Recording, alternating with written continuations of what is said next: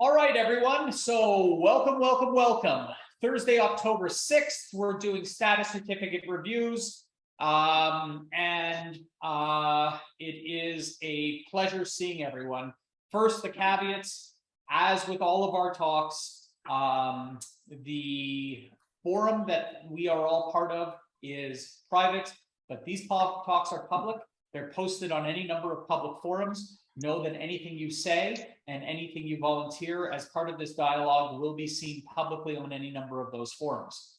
Today, I'm going to talk about status reviews. I'm going to talk about what constitutes a status review, but I'm also choosing this time to use a status review that is problematic. And I'm doing so to show you how it is that a lawyer deals with problematic statuses and going forward from that point. I think it's going to be more useful, really, to actually address it from the perspective of a problem. So I'm going to be dealing with what is normally the case, and then, of course, what a lawyer actually has to review and how we deal with specific problems that arise. I'm actually stalling here because I'm just pulling up something on my screen, and I'm ready to go. So, first thing I want to point out is status certificates. I'm going to ask everyone, please, to go on mute because, like an idiot, I once again forgot to mute everyone. I always forget to do that. That's kind of my tradition. That's my little tradition with everyone. All right. So, first thing I want to point out is that the vast majority of people don't actually know what a status certificate is, which is incredibly frustrating. And what they think it is this, and I'm going to show it to you. They think it's this document. By the way, this is a specific status certificate, and you may be wondering, aren't you a lawyer? Why are you showing off a status certificate? And what you should understand is that status certificates, there is no privity attached to a status certificate. A status certificate can be ordered by anyone, not just the owner of a property, not just the acquisitive person who's acquiring a property. Anyone in Ontario is allowed to order any status certificate, and thus it is not a private document, and we can use any document that we want for descriptive purposes. Having said that, I have, as a matter of course, crossed out the individual unit I was dealing with on this one for no reason other than why not. Also, you guys aren't really entitled to know who my client is. So, again, I'm going to ask people to please go on mute because I am hearing background noise. I'm sorry, guys. I'm going to stop for a second. Thank you. Okay. So the first thing I want to point out is that what you're looking at here, is not a status certificate. This is often what is uploaded to legal review or to a lawyer. And you'll see it says status certificate. So you have no doubt understand why it is people think it's a status certificate. But any lawyer that just reviews these 5 pages that you submit is not doing their job. Because a status certificate consists of more. You can tell that, firstly, in the status certificate itself, right? It says, here are the attachments that you can see that constitute part of this status certificate. And these attachments, by the way, aren't things that they're making up. It's not because the condo wants to volunteer this information. The reason that these attachments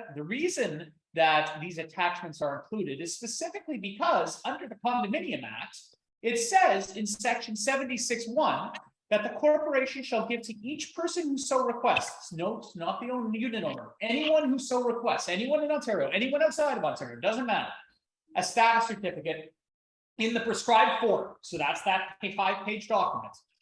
And it contains, what does it contain? It contains a statement of common expenses, a statement of the increase for the units, statement of the assessments, if any, a statement of the names or address or services of the directors, a copy of the declaration, copy of application, and a statement of all outstanding judgments. Now you'll note, it does not say in here, a copy of the budget for the corporation for the fiscal year, the last audited financial statements, you'll note that it does not talk about the mandated requirements to provide a financial certificate, nor does it talk about a mandated requirement to provide a reserve fund study, which are 2 things we're going to talk about in the course of the day. Rather, what it says is it has to give the last financial statements and reserve fund study. This matters specifically because with new condos, they often don't have audited financials. They often don't have a reserve fund study. And so if you're dealing with a condo that's only a year old or so, the last financial audited, the last reserve fund study is no financial audit, is no financial reserve fund study. And so you have to understand that you may be getting a status certificate that is complete, even if it doesn't contain those documents, given the year that the other one. But the be all and end all is this. When you are providing a lawyer with a status certificate, you must understand that the status certificate is not this, it is this plus the associated documents. Now, having said that, a lawyer regularly begins a review with this single document. Is the highlight. This document explains what is going on with the condo itself. So, to that end, let's go forward and let's start examining this. Sorry, DTR, do you have a question, or was that from when I was asking if someone was a lawyer? Just to be clear. I think, okay, that was from before, I think. Okay, so let's move on. So let's go over what it is a lawyer is reviewing, and then we'll also go over exactly what the problems are that arise as we do our review.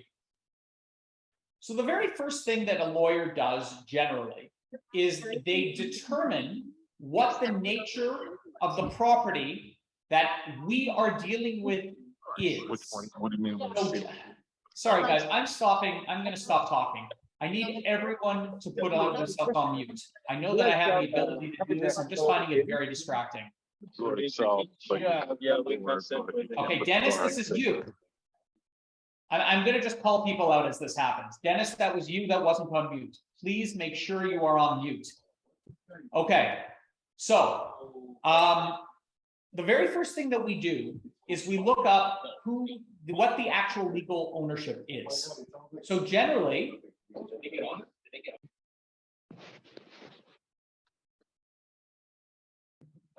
I'm actually going to do something different, guys. Now, if I hear any noise, I'm just booting you. Okay, so generally what happens is we look up the ownership, and it says the owner of blank is, and this is what the status certificate pertains to. It pertains to this condo, and it's for these units. And so usually it says unit blank, level blank, with parking blank for a condo as an example. It's these details that need to match the agreement of purchase and sale. And a good lawyer doing a good review, if supplied with the agreement of purchase and sale, will verify the ownership here as against what's contained in the agreement of purchase and sale. Of course, many lawyers are provided with these things in advance of receiving the agreement. And as a result, we will detail it and we will say, please make sure that this matches what you have in the agreement of purchase and sale. Similarly, you will see the condo fees, and the condo fees are right there. In this case, $851. Oftentimes, you will see that the condo fee that is contained in the status certificate is different than the condo fee that is contained in the agreement of purchase and sale by usually $10 or $20. If it is off by a small amount, generally that is because condo fees increase every year. And if the year end of a condo takes place in, say, July, and if the unit was listed in July, then it is entirely possible that come August, when the agreement of purchase and sale was entered into or the status certificate was requested, the condo fee had gone up by its annualized increase. If so, not a big deal, understandable. But if it's off by more than the annualized increase, or if that's not the reason for it, then we must report that to the client as well. Again, if an agreement of purchase and sale is not provided to us, then the job of a lawyer is to say, here is the condo fee, please verify this as against your agreement of purchase and sale. Does that make sense? Okay, Oliver says, why do we call the document that you showed a status certificate? Should it not be called a status summary? Well, it is the status certificate. The way it works, Oliver, is that this is actually the status certificate, but it's a status certificate with attachments. And it's the attachments that are critical. So it's not that it's not a status certificate, it is. It's just it's an incomplete status certificate if you don't have the attachments. And someone's pointing out that I don't have my screen on. So there you go. Thank you for that. Okay. So let's go on and let's see what else is contained in this status certificate and understand what it is that lawyers are actually doing when they do their review. So the next thing we see is that the corporation has this much in prepaid common expenses. Who cares? It's $14. I'm going to leave it. Then it says there are no amounts that the Condominium Act requires to be added to the common expense payable for the unit, except that the corporation has levied a special assessment in the total amount of $2 million for this unit payable in equal installment amounts of $223 from June 1st to May 1st, or by one lump sum payment of $13,423 to cover an operating deficit. So what does this mean? Well, first thing I'm going to note that in order to understand what a special assessment is and to understand how to deal with a special assessment, it's worth us considering what it is that has led to a special assessment. A condominium has two main bank accounts. The first is the general bank account to support the generalized things that take place, the gardening, the security guard that sits at the desk, the electricity payments. The second is the capital needs of the condo. If you think about it, a condominium breaks down. The capital aspects of a condominium break down. And under the Condo Act, a condo is responsible for projecting over the next 30 years what its capital needs are. So every 3 years, an engineer must go through the condo and say, okay, in year 5, the elevator is going to need to be replaced. In year 10, the boilers are going to need to be replaced. In year 15, the roof is going to need to be replaced. And I estimate that the cost of that repair in year 15 will be $35,000. And accordingly, we need to be assembling enough money every single year to account for the future needs of the condominium corporation as we move forward. That, by the way, is called the reserve fund. Why am I addressing that in the context of a special assessment? Well, because special assessments arise when the condo corporation has not properly judged how much money it needs. They could arise from a very special circumstance that takes place. Okay, you're in the middle of a flood and you have a massive insurance deductible or something, a very specific event that could not be planned. But more often than not, what it is it is a known event. It's just they haven't allocated the actual capital for the condominium in an appropriate manner. Now, this is indeed a problem. It's a problem because if they didn't do it once, they may not do it again. So it's all well and good to understand, as we do in the instance that we're discussing here, that there is a special assessment of $13,423. To be sure, that's very interesting. And if you're purchasing a unit, you can reduce your purchase price by that amount and all things will be equal. But the real question that everyone is thinking, that your clients are thinking, that the lawyer should be thinking of is, what caused this in the first place? Was the $13,423 the result of bad budgeting? Has that bad budgeting been fixed? Because if it hasn't been fixed, then it's highly likely that we're going to continue bad budgeting going forward. And what we may have here is a condo that doesn't have its financial wherewithal in order. This ongoing deficit has been solved by the special assessment, to be sure. But what about the future special assessments that may be coming down the pipe? If they didn't do this one right, what's to lead me to believe that they're doing it right in the future? Does that make sense, just as a pause? That's the underlying question of a special assessment. It's not just how much money is owing, but why is it owing? Specifically,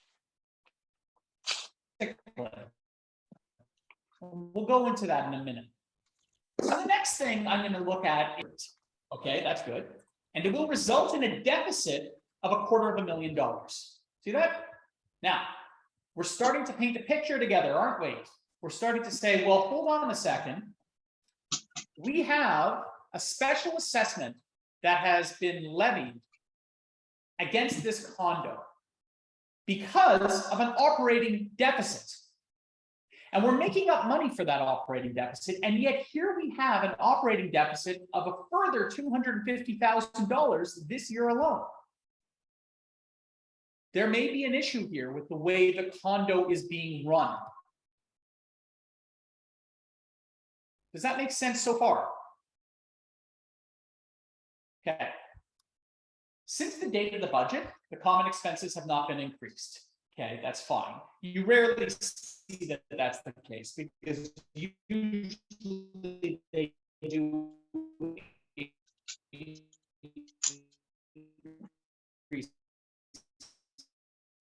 on an annualized basis. The only I've actually being different.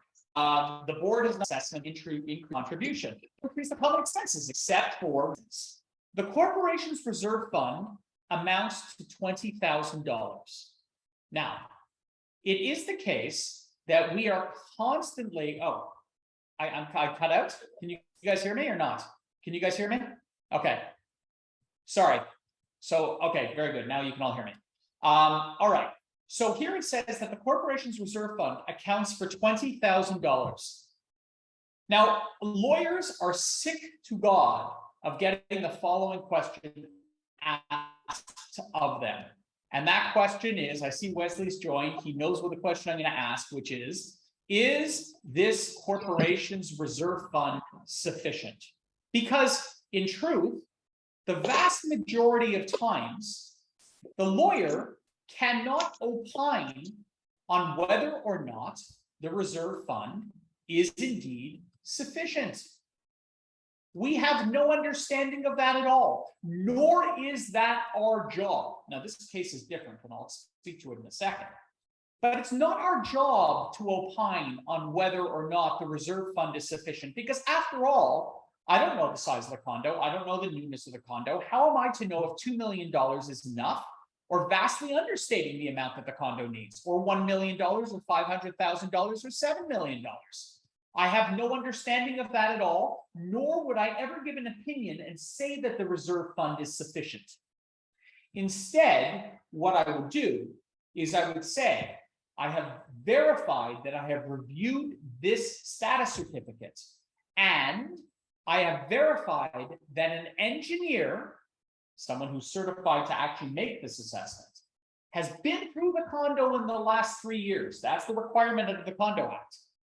And has done their 30-year analysis of the capital needs of the condo, and has taken their precious engineer stamp and has stamped the reserve fund study and said, as long as you get this amount of money into the condo in these years, you should account for the capital needs of the condo.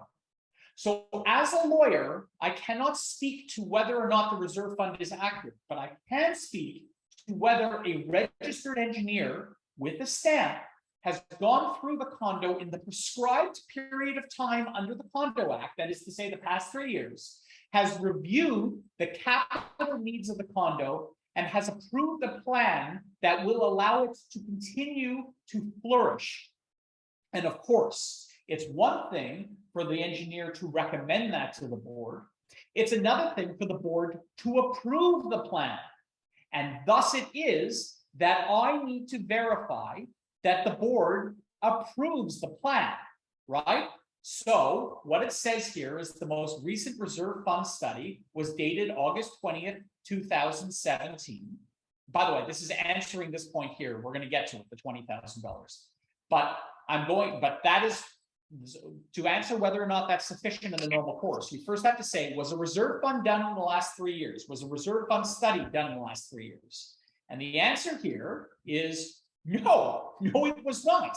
Because April 20th, 2017 means that a new reserve fund study should have been done by April 20th, 2020. But the last one that we have is from April 20th, 2017. This is a huge problem. Because in answering, is this amount sufficient? My answer now is I cannot even verify if the requisite engineer went through this condo and determined to their satisfaction that there's a plan in place to account for the capital needs of the condo under the times prescribed by the Condominium Act, because the condo has not gone ahead and done its reserve fund study. Had it done a reserve fund study in a timely manner, the next thing we would care about is this line here. The board has sent to the owners a notice containing the reserve fund study, and the proposed future funding has been implemented, okay, and is being made in accordance with the contribution table. But in this instance, look at that critical word, not being made. They have decided that even though they have implemented the reserve fund study, even though they've said, yes, this is what we want to conduct ourselves by, they have chosen not to make the payments in accordance with that study. So the job of a lawyer in telling you that a reserve fund is adequate or not is to say, I can verify that an engineer has been through. I can verify that they have decided within the past 3 years that there's a 30-year capital plan. And in the best of cases, I have verified that the condo has confirmed that they are implementing that study and that they have been implementing that study. And the audited financials that we are going to discuss shortly, the audited financials of the condo are there to ensure that, best intentions aside, they are actually living up to the obligations of conducting themselves in accordance with best accounting principles. It's a critical component, right? It's all well and good that you want to do this, that you're trying to do this, but if someone is stealing the money, then you're not doing this.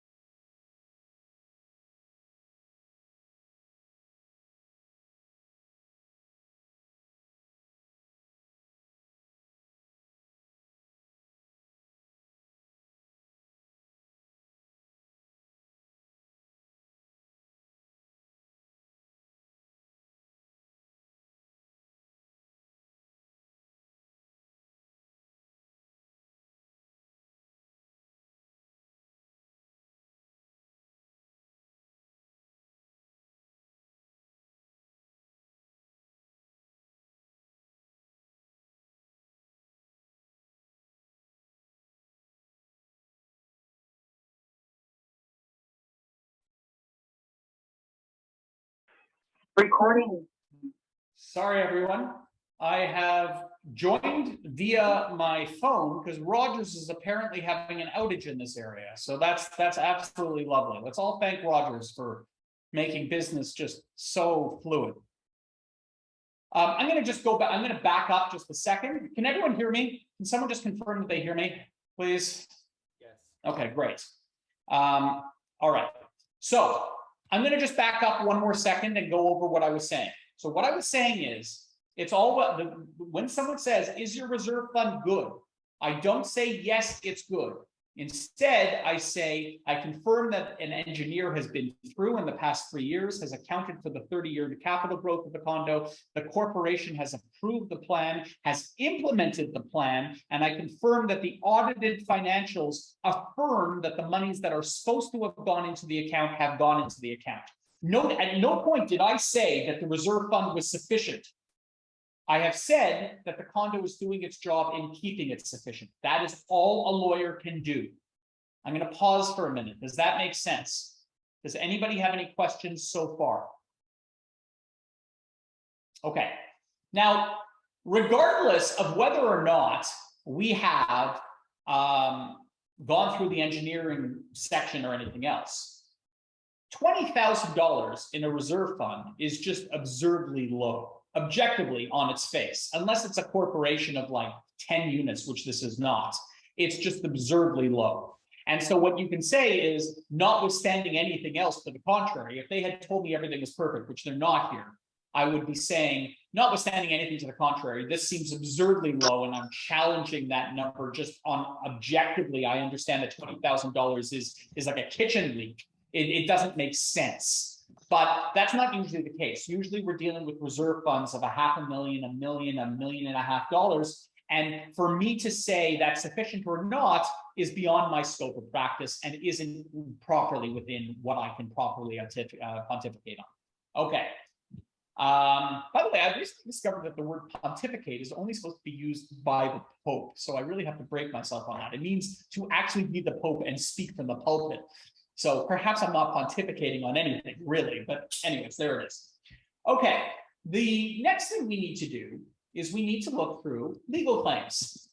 Now, in this instance, even though this condominium corporation is replete with financial challenge, it does not have legal challenge. Oftentimes, we'll have a condominium corporation that does indeed have a legal challenge. Now, those lawyers who are on this channel and who review this regularly know that there's certain legal challenges that when we see it, before we read it, we're like, oh God, there's a legal challenge. But then we look at it and we're like, okay, no problem. And those are usually challenges. Oh, someone is managing to draw. What is going on? Can't do it. Oh my God, this is for you, Rocky.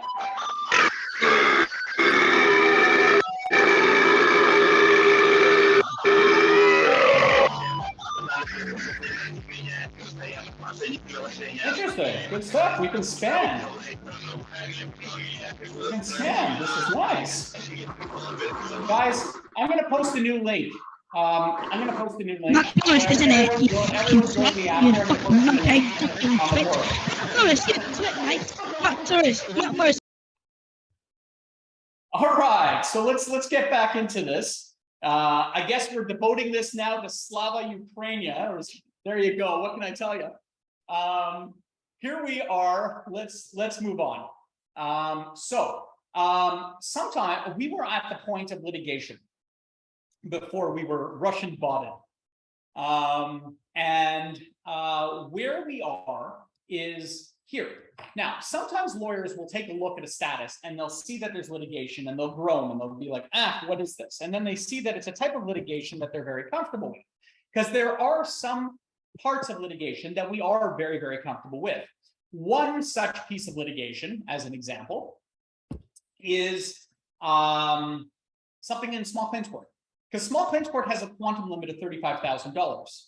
And with a quantum limit of $35,000, we're aware that even if they lose, the maximum that it's going to actually, the maximum pain that's going to be caused is exactly $35,000. Not a big deal.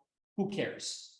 Similarly, there are, in fact, litigations that can be much more than $35,000, but are not a problem because they generally fall within a corporation's insurance.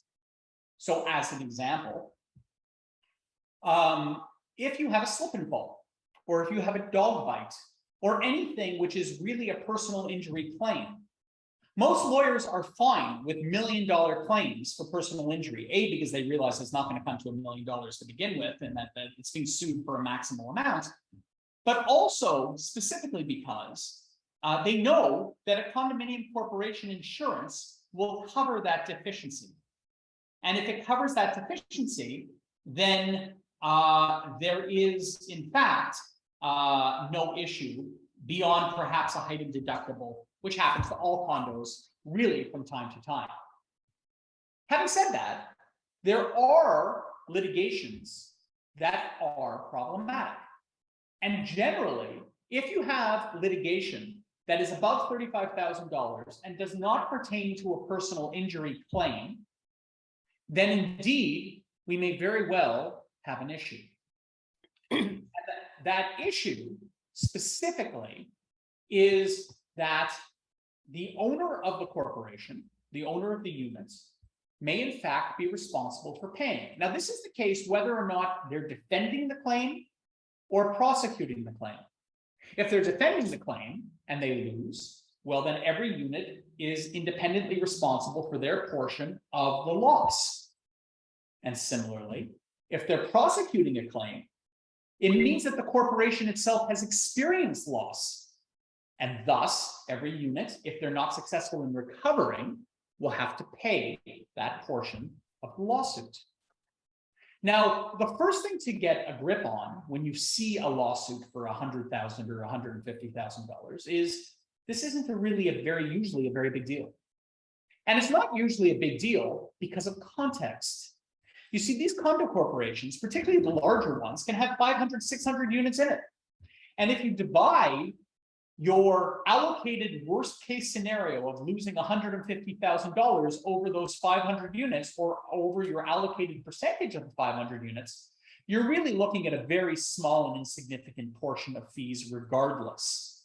Having said that, the job of a lawyer, when there is such litigation, is to firstly contextualize what that litigation means financially.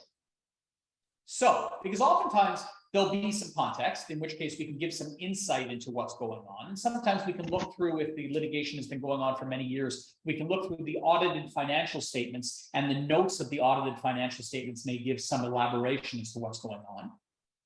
But more regularly, they don't say anything. They just say there's a claim as against this drywall company for $150,000, or they're making a claim against us. And where does that leave the lawyer? Well, the lawyer's not going to go and check the litigation or anything else unless specifically requested. Instead, what the lawyer should be doing is they should be saying, hey, we have knowledge of the fact that there is this litigation, so they have to point it out. And what's more, someone is suing you for $150,000. Now you'll see on your screen, I have what's called the declaration. It's one of the documents that comes with all status certificates. This declaration has every unit in the condo broken down into their portion of the common expense. And so as an example, if what we were purchasing was unit 6 in level 10, unit 6 of level 10 has 0.59086 of the common expenses. So what does that mean? That means that if $150,000, or let's even say $1.5 million is being sought from the condo and they're a defendant, we can take that amount and multiply it by 0.059086 and find out that this unit is responsible for $8,862 of that, assuming a total loss in court. And we can contextualize that for the clients. Of course, the job of a lawyer is not to stop there. It's to say, look, there is a lawsuit. It is for this amount. Your unit is responsible for the allocated common percentage of this amount. If there is a full loss, it is our strong suggestion that you bring this status certificate to a lawyer who can verify that, sorry, not to a lawyer, excuse me, who can bring this status certificate to your bank, who will confirm that they will lend as against this property in particular. Remember, banks love to give pre-approvals based on your individual TDS and GDS ratios. But the bank's pre-approval basically comes with a caveat that says, provided you bring us an appropriate property. And what I'm saying is, screw the pre-approval you have. I need a bank to look at my review and to look at this status certificate and to state that this status certificate and my review is in fact acceptable to them for their lending criteria.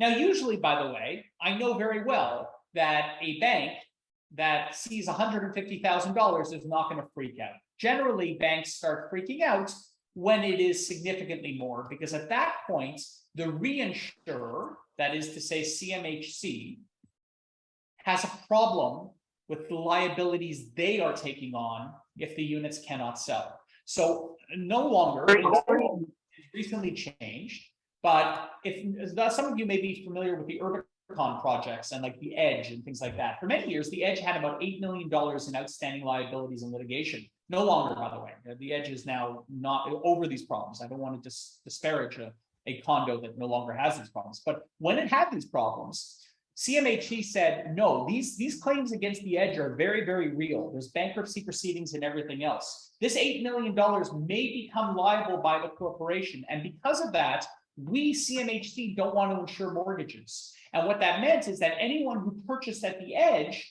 had to be able to put down at least 20%.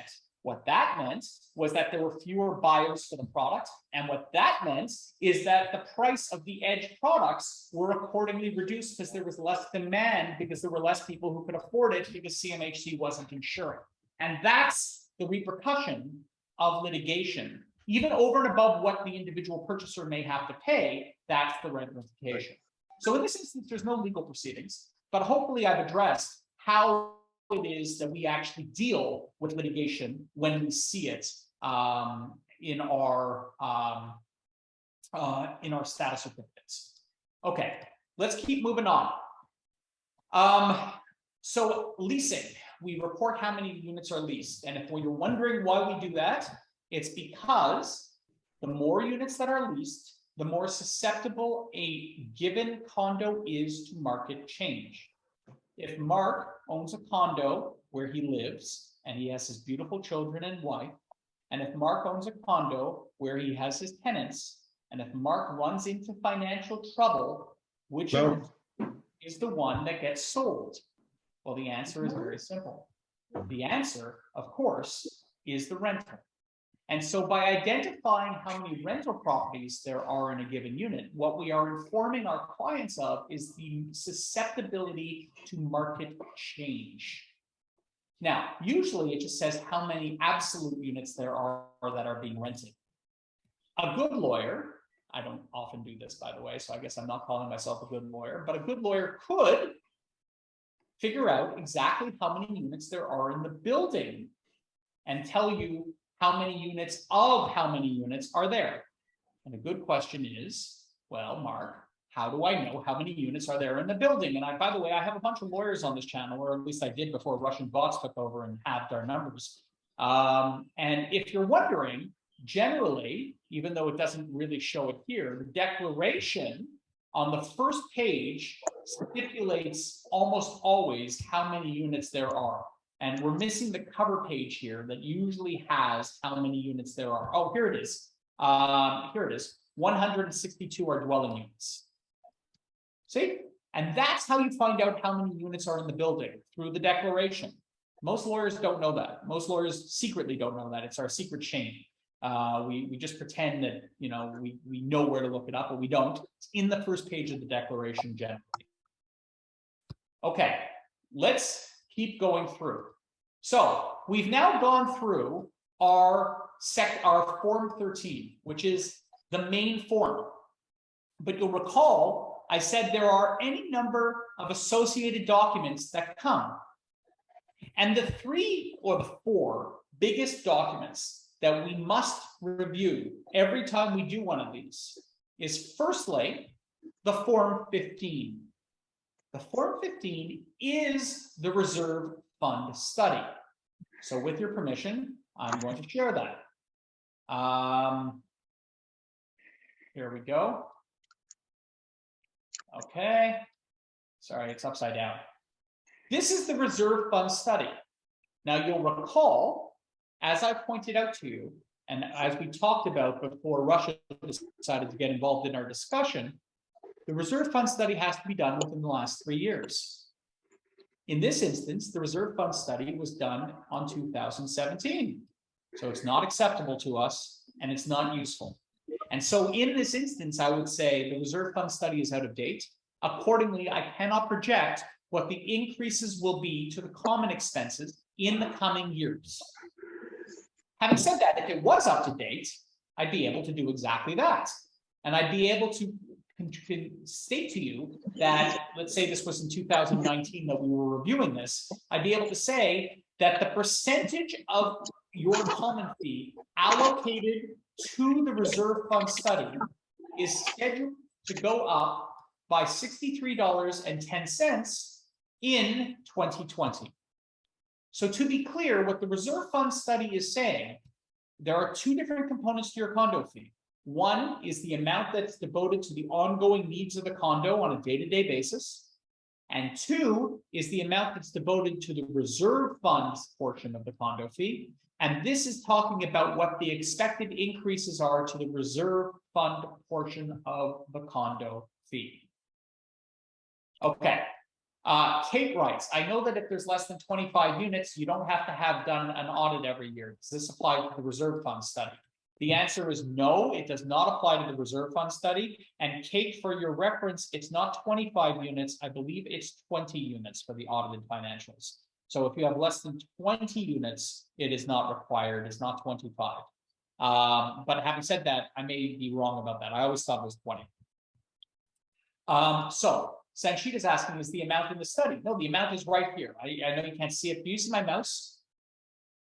It's right here. It's Mark, highlighted. I can't see your screen. Oh, okay. It's this. I wish I could highlight it, but oh, you know what? I know how to do that. Aha. Okay. Can you see where my mouse is or not? Yep. Okay. So you see that 6310? Yeah. There it is, right there. Okay. Perfect. Thank you. And so what you want to do is you want to report however many of the 3 years that are remaining. So if you've just done a reserve fund study, you should have about 3 years remaining. You want to report what those 3 years are to your clients because you know what the increases in the reserve portion of the condo fee will be in the coming years. Makes sense? Okay. The next thing, so we're looking at the reserve portion of the condo fee. Sorry, we're looking at the reserve fund study. The next thing we're looking at is the audited financials. Now, the audited financials are a really interesting thing because the secret is, and no lawyer wants to admit this, so I'm going to admit this on behalf of all the lawyers who are currently in the room, or at least the half that remain after our friendly Russian bots.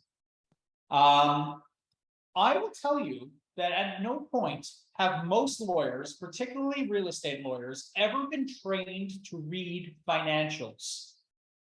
And it is for that reason that the lawyers working group, the one that has produced the section on audited financials, stipulates that lawyers should simply say we are not reviewing these financials, period, and we're not responsible for their contents. The reason is, quite frankly, because many lawyers just don't know how to read those. I don't really see that as acceptable, especially if we're being asked specifically to review these. And so I'm going to give you a high-level overview of what it is I look for in an audited financial statement. Now, the first thing I look for is to make sure that the audited financials are current. What does currency mean? Let's talk about how a corporation files taxes. A corporation must file taxes 6 months after its year end. What that means is that every corporation has financials 6 years after its year end. So if your year end is, say, January of every year, January 31st is your year end, then there should be absolutely no excuse for a condominium in October of this year to be supplying me with any financials that are dated 2020. Because it's been 6 months since the year end. Thus, if they are filing taxes, which they should be doing, they must have a prepared audited financials. And accordingly, if you do the math, you will find that under no circumstance can a corporation submit to you audited financials that are more than 1 year and 6 months earlier than the date of the status certificate and still at the same time be current. Certainly, financials from December of 2019 are not acceptable. They would have been acceptable up until and including June of 2021. Why? because that is a year and 6 months from that date. But in this instance, we're getting this in 2022. And combined with the fact that we know their reserve fund isn't sufficient, and we know that they're in budgetary deficit, and we know that they have a special assessment already levied, this is not auguring well for the financial aspect of this corporation. So let's keep going through this, if you do not mind. So we have your financial statements. And the very first thing that a lawyer should look for is the first and the last notes of the financial statements. That's what I do. Before I even go into the numbers, I take a look and I just make sure that these financial statements do not contain any caveats. In this instance, it does. It says, without qualifying our opinion, we draw attention to note 2 in the financial statements, which indicate that the corporation has a significant operating deficit as of December 31st. And this indicates the existence of a material uncertainty that may cast significant doubt on the corporation's ability to continue as a going concern. Okay, that seems pretty important. Then they give another caveat in their notes. This is not their end notes. This is the beginning notes. This is their highlights. This is them saying, we're pleased to present this. This is not even, they're trying to hide it in the back. They're saying, listen to me, shake me by the collar and listen. As required by Section 67(4) of the Condo Act, we report that the condo has not deposited all monies received from owners to the reserve, right? And as a consequence, has $125 in its reserve. You remember that part earlier where they said they've adopted the engineer's recommendations, but they haven't implemented them? This is the auditors stating, yeah, we confirm they're not implementing what they need to be implemented. That's what this is saying. And what's more, it's also saying that the reserve funds assessments are not being deposited into the bank account. So these are really problematic problems. Before we go into anything else, let's just quickly, we're not going to go into the numbers. We're not finished with the notes. This is what a lawyer should be doing. A lawyer should now be looking at these notes at the back of the audited financials, which, by the way, if there was any outstanding litigation over the course of years, they would actually describe in greater detail. Sometimes the condo doesn't like to tell you what the litigation is, but in these notes, you detail as to what the litigation is about, because if it creates systemic risk for the condo, the auditors have an obligation to describe those risks. So we're going to keep going, and we're going to just take a look through these notes. And you're going to see number 2. We've talked about that. They've highlighted it, but they've said they've incurred a significant operating deficit, and we may not be able to receive. That is not a Russian bot. That's my dog reacting to the mail that just came in. Okay. So we can keep going through. Archie, please stop. By the way, my dog's name is Archibald von Schnufflepuff III of Devonshire, and this is just a general PSA. So many of you are on the line of not allowing your children to name your dogs, but I'm going to put that aside. In addition, there is an interesting facet which shows that the corporation has received a loan from Morrison Financial, okay? And they have received a Morrison Financial loan for $1.6 million to repair a balcony. Why? Well, because they have no money in their reserve fund, and yet the condo corporation and the building itself does not care. It keeps on getting older, and suddenly someone comes around and says, these balconies are unsafe. Well, if you haven't put aside enough money, you've got to get money from somewhere. You can do it by a special assessment, or you can do it from a borrowing resolution. And indeed, they did it as a borrowing resolution here. And a borrowing resolution, PS, means that it is a net deficit on the reserve fund side. So now let's take a look at the numbers. And let's take a look at what it is we're going through in audited financials. And perhaps it's actually worth my time actually taking people through an entire section on audited financials and how financials work, because it strikes me that there's quite a few people who don't actually understand it. But effectively, financials consist of a snapshot of the corporation at the year end.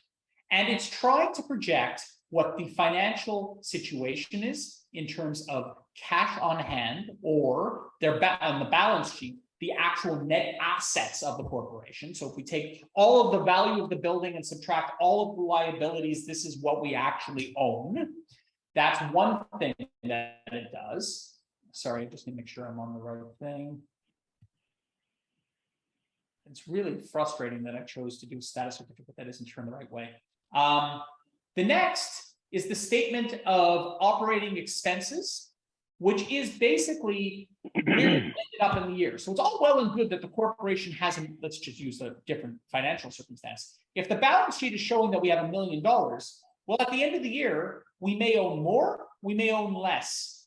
The statement, the income statement is basically showing what's going to happen to the balance sheet itself and what happened that year. And then we have a schedule, well, in this case, it's a schedule of expenses. That's not always required. And then you have the same statements for the reserve fund, because it's a separate bank account that needs to be reported on. And the reserve fund, as you can see, has a net balance that is minus $352,000, which is a huge problem, particularly given that that does not even seem to include the loan that was extended, which should be properly part of these financial balance sheets. In other words, if you feel that you're misreading something, you're saying this reserve fund can't be right, you can go to the statements contained in the audited financials and see that, in fact, exactly via an auditor, where these financial statements ended up at the end of the year, both in terms of where their net balance sheet is, and although that's probably where the loan is mentioned, let's just see very quickly. That's probably where the loan is mentioned. Yeah, here it is, long-term loan payable. There it is. Both in terms of the loan that's payable and in terms of where the bank accounts are. And condos often try to hide details of like things that are going wrong. Why? Because it affects sales. They have to say it, but they try to kind of put things, sweep things under the rug, say it's not a big deal. The audited financials cut through that with a knife. Now, granted, they're usually a year in the past. You have to take that with a grain of salt, but still, they are good to review and they're good to know. By the way, sometimes you will see in the audited financials litigation noted that you don't see in the Form 13. Remember that this is a snapshot in time of the corporation as late as a year and a half ago. So it may have been engaging in litigation at that time, but they may have settled in the intervening time between when those were produced and when the Form 13 came out. So the Form 13 is operative in that regard. All right. So we then bring it all together. We've now reviewed the Form 13, the main 5-pager. We've reviewed the audited financials. We've reviewed, I haven't done the budget, but we reviewed the budget as well. Although I give less credence to the budget because it's not audited. Still, you want to make sure that the budget is balanced on an annual basis. In this case, it isn't. In this case, if we take a look at the budget of this corporation, it's actually negative. Here, I'll show you. It's negative $250,000, which accords with what the Form 13 said, that we have this massive budget deficit. And so what I did in this is I said, or I would do in this, if I was asked to review this, is I would say, okay, there's no litigation. Here's the rundown. You must guard carefully against purchasing here. I do not recommend it. And I highly doubt that any lender looking at these financials will be willing to loan on this property, because anyone who does understands that their security is subject to all of these financial pressures. And so if you go bankrupt and they try to seize on this condo corp, the condo corp's value is going to fall because it's not properly attenuating to its financial need. Okay. Trevor asks, do the references to litigation outline the dollar value of the lawsuits? Usually, sometimes not. If they don't, you call up and you say, give me a statement of the claim. And then the person who answers the phone never does. And oftentimes, it's very rare that they don't reference the amount that's being sued. You then check the audited financials. Hopefully they have something in there. If the litigation has been outstanding for more than a year, it will. And if it doesn't, then at that point, you then need to get client permission to go grab the statement of claim from the courts, because it's the only way you can figure out what your true liability is. But that happens very infrequently. Any other questions, guys? It's 1 o'clock. Anyone have any questions as to how we can all support Russia after this experience? Any other questions? Is the property manager obligated to provide minutes of the AGM? They are not. The property manager is only obligated to provide those documents that are publicly called for in section 76(1) of the Condo Act, and the minutes of the AGM are not part of those. I might have missed this part, but do lawyers check from the APS what's included in the reserve fund, like windows, doors, roof, etc.? No, they do not. They don't. Lawyers also don't check what utilities are covered by the corporation. Part of the reason for that is that they can change over time, right? Like we can review the declaration. There could have been an amendment to the declaration. There could be new bylaws passed or anything else. Regularly, no, we do not. Now, having said that, if someone asks, we can find out, because the declaration itself usually contains the Schedule C that dictates what is common elements and what is not, and where the public space begins and where it does not. So if someone makes specific inquiries of a lawyer, and that's the question that is asked, the lawyer will go through the status certificate and verify, but it's not part of a normalized review. It is, however, available information, unlike what utilities are included, which is not available information, and you have to really check with your condo management office. Thank you. Are we able to receive a recording of this session? Of course, it will be posted in 2 parts, actually, for this particular lovely session. Yes. Anything else? Okay. Well, look, guys, it's been a pleasure. I'm sorry about the disturbance. I think what I've learned from this is that I should always be doing a session at the time when it hits 2 a.m. in the morning in Russia. I think that way we can assure that there's no disturbance such as that. And also, I probably have to put on a password protection. But anyways, guys, thank you very much for coming. I will post the video. And if anyone has any questions, I'll stick around for the next 5 or so minutes, but I'm going to stop the recording now.